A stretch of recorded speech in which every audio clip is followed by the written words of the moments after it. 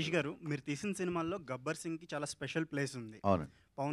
పవన్ గారితో మీ సినిమా కోసం చాలామంది వెయిట్ చేస్తున్నారు. ఆల్రెడీ 'ఉస్తాద్ భగత్ సింగ్' టీజర్ అనేది చాలామంది కిక్ ఇచ్చింది ఫ్యాన్స్కి. ఇప్పుడు మీ నెక్స్ట్ సినిమా అదే ఇమీడియట్గా సెట్స్ మీదకి వెళ్ళబోతుందా? మొన్ననే కళ్యాణ్ గారిని కలిసామండి. మీకు ఆల్రెడీ మిగతా సినిమాల స్కెడ్యూల్స్ కూడా వస్తున్నాయి కదా. కళ్యాణ్ గారు మళ్ళీ హరిహర వీరమల్లు, ఓజీ, అలాగే ఉస్తాద్ భగత్ సింగ్ 3 రెజ్యూమ్ చేస్తున్నారు.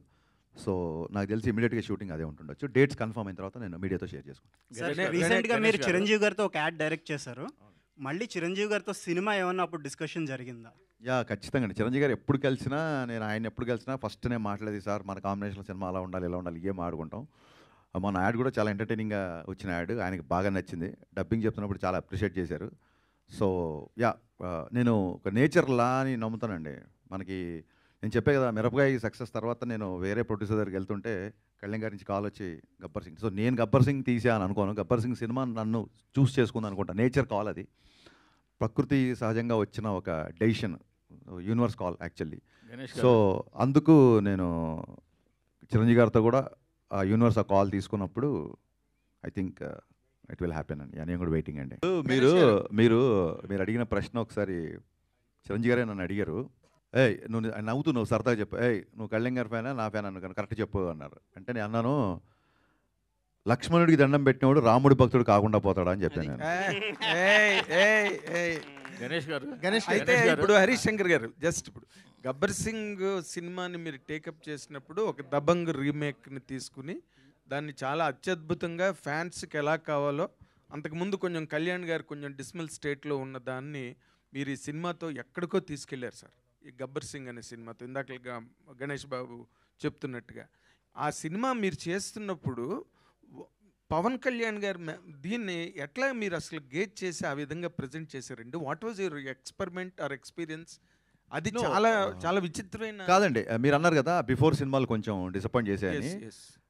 బిహెచ్ఎల్లో నేను కాలేజ్ ఎగ్గొట్టి, ఐ థింక్ 11th క్లాసా 10th క్లాస్ గుర్తు, కాలేజ్ ఎగ్గొట్టి తమ్ముడు తొలిప్రేమ షూటింగ్ జరుగుతున్నప్పుడు ఆ క్రౌడ్లో గాల్లోకి ఎగిరి అలా చూస్తే 2 సెకండ్లు కనిపించేవాడు. నేను చాలా పొట్టిగా ఉండేవాడిని, చాలాసార్లు చెప్పాను.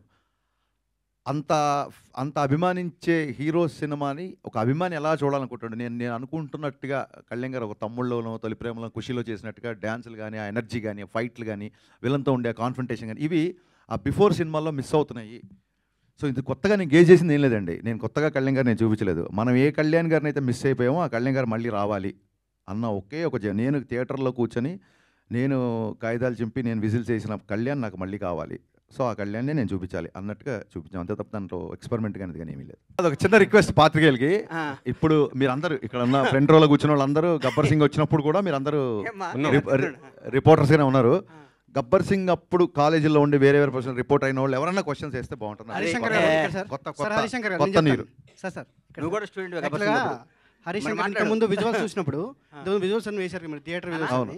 అవన్నీ చూసి నాకు గుర్తొచ్చింది. యాక్చువల్గా ఆర్టిస్టిక్ క్రాస్ రోడ్లో మీరు ఆ సినిమా రిలీజ్ నాకు చేసి ఫస్ట్ బైట్ నాకే ఇచ్చారు. ఆ రోజు థియేటర్ మీరు ఇంటర్వెల్ టైంకి వచ్చారు. ఫస్ట్ బైట్ తీసుకున్నా, గుర్తుంది ఆ విషయం. థియేటర్ కవరేజ్ అంతా యాక్చువల్గా ఆ ఎంటర్టైన్మెంట్ని అదంతా ఇంటర్వెల్ టైంకే జనాలు బీభత్సంగా ఎంజాయ్ చేశారు ఆ రోజు. నేను థియేటర్లో చూశాను కాబట్టి. అలాంటి ఎంటర్టైన్మెంటు ఇప్పుడు రేపు వచ్చే ఈ సినిమాలో ఉస్తాద్ భగత్ సింగ్లో ఆ రేంజ్ ఎంటర్టైన్మెంట్ని మేము ఎక్స్పెక్ట్ చేయొచ్చా అనేది. మీరు మళ్ళీ ఇంటర్వెల్కి వస్తాను నేను, మీకు అలా అనిపించింది అనుకోండి, అలా వచ్చిందని మళ్ళీ బయట తీసుకుందరు కానీ. అలాగే సార్ ఇంకోటి చిరంజీవి గారిని ఈ మధ్య మీరు ఒకటి యాడ్ డైరెక్ట్ చేశారు. అవునండి. ఆయనతో సినిమా చేసే అవకాశం ఏమైనా ఉందా? ఖచ్చితంగా ఉంది. ఇందాకే చెప్పాను, అవకాశం ఆయన ఇవ్వాలని కోరుకుంటున్నాను. సినిమా చేయడం ఎవడన్నా ఉంటాడా అన్న? చిరంజీవి గారు అవకాశం చిరంజీవి గారి ఇంటర్వ్యూ అవకాశం వస్తే కాదన్నా, చిరంజీవి ఇంటర్వ్యూ అవకాశం వస్తే చేస్తారా? బడ్జెట్గా మీకు ఫోన్ వస్తుంది, సార్ మీకు విఐపి బ్రేక్ తోమాల సేవ మిమ్మల్ని ముందు కూర్చోబెడతాం వస్తారా అని అడుగుతారు. ట్రైన్ దొరికితే ట్రైన్, బస్సు దొరికితే బస్సు, ఫ్లైట్ దొరికితే బస్సు, లేకపోతే నడుస్తూ పరిగెత్తుకుంటే దర్శనం చేసుకుంటారు. చిరంజీవి గారు అవకాశం ఇస్తాడన్నా పోడా సార్? మీ కాంబినేషన్ సార్, మాకు అడిగేది మీరు చెప్పాక ఆయన చెప్పండి. పాదయాత్ర చేస్తాను 41 రోజు ఆయన దగ్గరికి. ఏందన్నా హరీష్ గారు, నిశాంత్ గారు, హరీష్ గారు పాలిటిక్స్లో ఫుల్ సాటిస్ఫై అయిపోయారు ఫ్యాన్స్ ఇప్పుడు రీసెంట్ ఎలక్షన్స్తో. సినిమాల వరకు అంటే లాస్ట్ ఫ్యూ ఇయర్స్లో బాగా ఎక్కువ సాటిస్ఫై చేసింది మీరే గబ్బర్ సింగ్తో. ఇప్పుడు మళ్ళీ ఇన్నాళ్ళ తర్వాత మీ కాంబినేషన్ రాబోతుంది. ఐ హోప్ మళ్ళీ మీరు అలాగే సాటిస్ఫై చేస్తారని కోరుకుంటున్నాను. తదాస్తు సార్, నిజంగా మీరు ఒక బ్లెస్సింగ్ ఇచ్చారు, మాట్లాడేవా? బ్లెస్సింగ్ ఇచ్చారు, క్వశ్చనే లేదు. అప్పుడు ఎలా పవన్ కళ్యాణ్ గారి ఫ్యానో ఇప్పుడు అంతకంటే పెద్ద ఫ్యాన్. పైగా అప్పుడు నాకు ఇంకా ఆయన పర్సనల్గా ఎలా ఉంటారు, ఒక షార్ట్ చెప్పినప్పుడు ఎలా రియాక్ట్ అవుతారు ఏంటి అప్పుడు తెలియదు. ఇప్పుడు ఆ ఎక్స్పీరియన్స్ కూడా ఉంది కాబట్టి ఖచ్చితంగా మీరు అనుకున్నదే జరగాలని నేను కూడా కోరుకుంటున్నాను. All the best. Thank you అండి నిశాంత్ గారు, thank you so much. Harish గారు క్వశ్చన్. అన్వర్ యా సార్, ఇప్పుడు గబ్బర్ సింగ్ అనగానే మనకి అంత్యాక్షరి ఎపిసోడ్ గుర్తొస్తుంది. అవునండి. ఆ తర్వాత చాలామంది డైరెక్టర్లు, చాలామంది రైటర్లు అంత్యాక్షరి ఎపిసోడ్ని రిప్లికా చేసి దాన్ని స్ఫూర్తిగా తీసుకుని రాయడం మొదలెట్టారు. అవును. అది పులిని చూసి నక్క వాత పెట్టుకున్నట్టే అయినాయి ఆ ఎపిసోడ్లన్నీ. నేను ఫ్లోలో అవును అనేస్తానే, దీనికి అవును అనట్లేదు.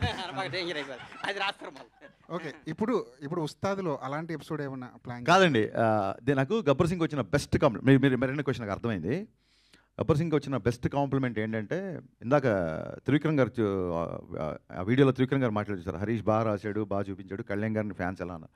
ఆయన తర్వాత ఆ ప్రెస్ మీట్ అయిన తర్వాత ఆయన కారులో కూర్చుంటే ఒక మాట అన్నాడు, హరీష్ నేను ఈ సినిమా చేస్తున్నాను, దబ్బంగ్ చూశాను, కళ్యాణ్ గారు చేస్తున్నాను కదా అని.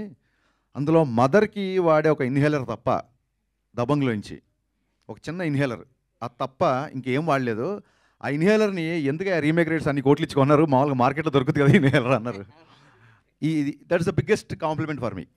అయినా ఆయన అంటే త్రివిక్రమ్ లాంటి ఒక రెప్యూటెడ్ రైటర్, ఒక స్టార్ రైటర్, నేను ఎంత శాతం రీమేక్ చేశాను అని చెప్పడానికి ఆయన చెప్పిన ఉదాహరణ అది. సో అంత్యాక్షరి కూడా అలాగే వచ్చింది. నేను మిగతా సంగతి పక్కన పెట్టండి, నేను నా సినిమాలు ఎప్పుడు అలాంటిది మళ్ళీ రిపీట్ చేయాల. ఎందుకంటే ఇది హిట్ అయింది కాబట్టి దీన్ని పట్టుకొని వేలాడదాం అనేది ఎప్పుడు కాదు. సందర్భంలో కుదిరితే, మళ్ళీ సినిమా సందర్భంలో అలాంటిది కుదిరితే ఖచ్చితంగా పెడదామని.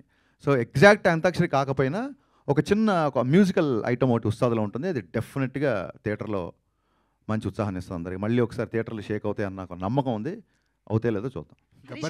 గబ్బర్ సింగ్ సినిమాకి ఒక ఫ్యాన్ లాగా వచ్చిన సుజిత్, ఆ గుంపులో వచ్చిన ఒక సుజిత్ ఇప్పుడు పవన్ కళ్యాణ్ గారితో ఒక సినిమా చేస్తున్నారు. అదే టైంలో మీ సినిమా కూడా సైమిల్టేనియస్గా షూట్ జరుగుతుంది. అవును. ఒక ఫ్యాన్ డైరెక్టర్ అయితే పవన్ కళ్యాణ్ గారు ఇచ్చే స్పేస్ ఎలా ఉంటుంది? యా, ఇందాక గణేష్ గారు చెప్పినట్టు కళ్యాణ్ గారికి ఏదన్నా ఇబ్బందికరమైన డైలాగు సన్నివేశం ఉంటే తప్ప, ఇది నాకు సూట్ అవుద్దా లేదా అంటారు తప్ప నేను చేయను అని ఎప్పుడు అనరు. నాతో నాకే పోటీ, నాకు నేనే పోటీ అనే డైలాగ్ చెప్పడానికి ఆయన ఇప్పుడు ఏంటి పోటీలు ఏంటి, ఎవరితో ఏంటి పోటీలు, డైలాగ్ అవసరం అన్నప్పుడు దాన్ని బిఫోర్ ఆఫ్టర్ ఎక్స్ప్లెయిన్ చేసి ఆ రోజు సెట్కి ఎస్జే సూర్య గారు కూడా వచ్చారు.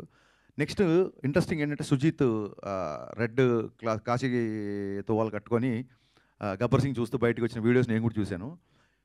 నాకు ఆశ్చర్యకరమైన విషయం ఏంటంటే సుజిత్ నేనో కాదు, నేను ఆయన ఫ్యాన్గా వచ్చి గబ్బర్ సింగ్ తీశాను. ఇప్పుడు సుజిత్ కంటే కొంచెం సీనియర్ నేను. సుజిత్ అలా వచ్చాడు, నెక్స్ట్ ఇంకోటి వస్తాడు, మేమందరం ఇలా వస్తూ ఉంటాము, ఆయన మొత్తం అలాగే ఉంటాడు. So that is what Pawan Kalyan craze అనేది అది. అండ్ నెక్స్ట్ ఏంటంటే ఇప్పుడు నేను ఒక సినిమా చేస్తున్నా, సుజిత్ సినిమా చేస్తున్నా అంటే, అలాగే Harihara Veeramallu, I don't see it as a competition, I see as a celebration. ఇప్పుడు చాలామంది ఫ్యాన్స్ కూడా ఇప్పుడు ఒక పవన్ కళ్యాణ్ ఫ్యాన్గా ఒక పవన్ కళ్యాణ్ సినిమా వస్తుంది, ఆల్రెడీ ఓజీ టీజర్ అందరికీ నచ్చింది, అందరు ఫ్యాన్స్ లాగే నేను వస్తాను. ఇప్పుడు వాళ్ళ ఓజీ సైడ్ నుంచి అప్డేట్ ఉందని చెప్పి, అంటే పవన్ కళ్యాణ్ గారు మా సినిమా చేసిన నెంబర్ ఆఫ్ డేస్ చాలా తక్కువ, అందులోంచే మేము ఒక గ్లిమ్స్, 2 టీజర్లు, చాలా ఫోటోలు వదిలేసాం. ఇంకా మళ్ళీ టీజర్లు వదలడానికి చేయడానికి కొత్తగా మళ్ళీ షూటింగ్ చేయాలి. సో ఓజీ నుంచి అప్డేట్ వస్తుంది కాబట్టి మేము పెద్దగా ఈసారి అప్డేట్ చేయట్లేదు. We are also going to celebrate OG update this time. మీరు గబ్బర్ సింగ్ రీమేక్ అయినప్పటికీ అంటే త్రివిక్రమ్ గారు అన్నట్టు రీమేక్కి రీడిఫినేషన్ ఇచ్చారు. అంటే రీమేక్ని మక్కి అంటే తీయాల్సిన అవసరం లేదు, అంటే కొత్త కథని మాకు చూపించారు. ఇప్పుడు తర్వాత మీరు మీ లైఫ్లో మీ కెరియర్లో చాలా రీమేక్స్ వచ్చినాయి. గతలకండ కానీ చోటు వచ్చింది, మనం ఇష్టపచ్చిన అదే సార్ వచ్చినాయి. ఇప్పుడు మీ ఒక పందాన్ని మార్చుకునే, అంటే ప్రతి 10 ఏళ్ళకి కానీ ఒక ట్రెండ్ మారుతుంది అంటారు కదా, ట్రెండ్ని మార్చుకునే ఒక పందాన్ని మార్చుకునే మలుపులు ఏమన్నా వచ్చిందా మీ కెరియర్లో? అలా కదండి, పందాన్ని ఒకటేసారి మార్చుకున్నాను. చాలామంది ఎవరైతే నా సినిమాలో ఉన్న కొంత వర్గం, ఇన్ఫ్యాక్ట్ పని కట్టుకొని అని కూడా చెప్పొచ్చు, తప్పలేదు, నేను అలాగే చెప్తాను కాబట్టి, కమర్షియల్ డ్యాన్సుల గురించి, కమర్షియల్ ఫైట్ల గురించి, నేను తీసిన రొమాంటిక్ సాంగ్స్ గురించి మాట్లాడే వాళ్ళందరూ ఫస్ట్ నేను షాక్ సినిమా తీసినప్పుడు చాలామంది అహెడ్ ఆఫ్ టైమ్స్ అని రాశారు. ఈ రోజుకి పాత్రికేయ మిత్రులోనే షాక్ సినిమా నచ్చిన వాళ్ళు, జ్యోతిక రవితేజ గారి మధ్య రొమాన్స్ మీరే చేస్తున్నారు, నచ్చిన వాళ్ళు చాలామంది ఉన్నారు. సో షాక్ సినిమా అప్పుడు సరిగ్గా ఆడలేదు. బిగినింగ్ రావడమే చూడండి, ఒక వ్యక్తి దాన్ని ఏమంటారు, కొత్తగా సంబంధాలు చూస్తున్న అమ్మాయికి ఈజీగా సంబంధాలు దొరుకుతాయి తప్ప, గబుక్కున్న విడోర్ అనేసరికి సమాజంలో గబుక్కున్న రెండోసారి పెళ్ళి అంటే సంబంధం అంత ఈజీగా దొరకదు. సో ఫస్ట్ ఫ్లాప్ తీసిన దర్శకుడి పరిస్థితి అలాగే ఉంటుంది ఇండస్ట్రీలో. అప్పుడు పందా మార్చుకోవాల్సి వచ్చింది. మరీ పోయిటిక్గా మరీ నావల్టీగా ఎక్కడో మధురం మధురం అంటే కుదరదు. మీరు టైటిల్ నుంచి ట్రాన్స్ఫర్మేషన్ చూస్తారు. షాక్ అని టైటిల్ పెట్టిన వ్యక్తి మిరపకాయ్ గబ్బర్ సింగ్ అని టైటిల్ పెట్టుకుంటూ వెళ్తున్నాడంటే అప్పుడు పందా మార్చుకున్నానండి అంతే. ఆ తర్వాత ఐ థింక్ ఎప్పటికప్పుడు రెగ్యులర్గా సినిమాలు చూస్తుంటాం కాబట్టి స్టోరీ టెల్లింగ్లో డే బై డే విపరీతమైన చేంజెస్ వస్తున్నాయి కాబట్టి అప్డేషన్ అనేది డెఫినెట్గా ఉంటుంది.